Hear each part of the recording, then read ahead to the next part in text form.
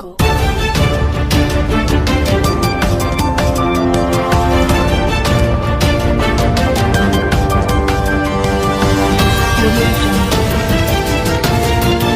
সোমবার ঢাকার জোরাইনে ৫৪ নং ওয়ার্ড বিএনপি ও অঙ্গ সংগঠনের উদ্যোগে বৈষম্য বিরোধী ছাত্র জনতার আন্দোলনে শহীদদের প্রতি শ্রদ্ধা ও সারা দেশে সন্ত্রাস, নৈরাজ্য, চাঁদাবাজি, দখল ও মাদক বন্ধের দাবিতে মতবিনিময় সভা অনুষ্ঠিত হয়।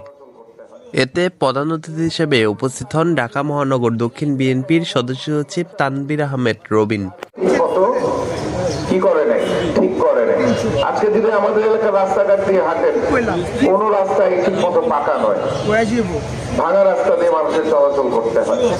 কিন্তু এলাকায় এমন চাঁদাবাজি হয়েছে, এলাকায় এমন মাদক ব্যবসা হয়েছে, যার ফল আমরা সবাই ভোগ করেছি। এলাকার বহু পরিবার ধ্বংস হয়ে গিয়েছে, তাদের সন্তানরা মাদকাসক্ত, তারা সবাই ভাগাভাগি করেছে।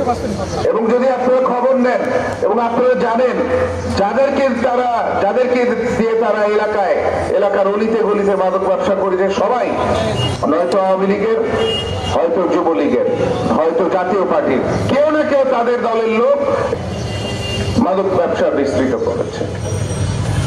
ঘোরাফেরা করবে নির্বিঘ্নে, যেখানে আমরা চিন্তা করবো না যে এরা মাদকাসক্ত হয়ে যায় কিনা।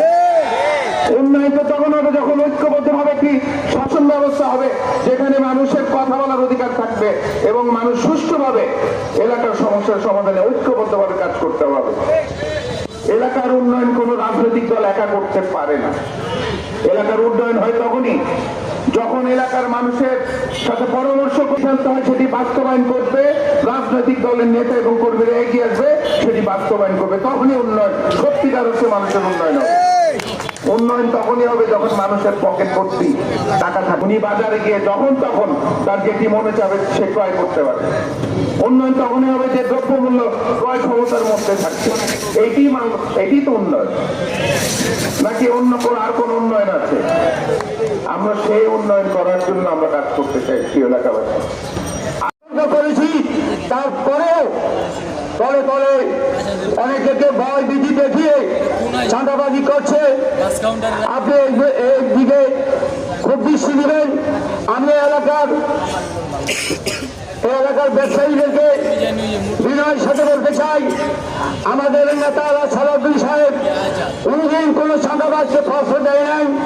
তারই সন্তান তানভীর আহমেদ রবিন, তিনিও কোন চাঁদাবাজকে কোন রকম আশ্রয় ফসল দেন না।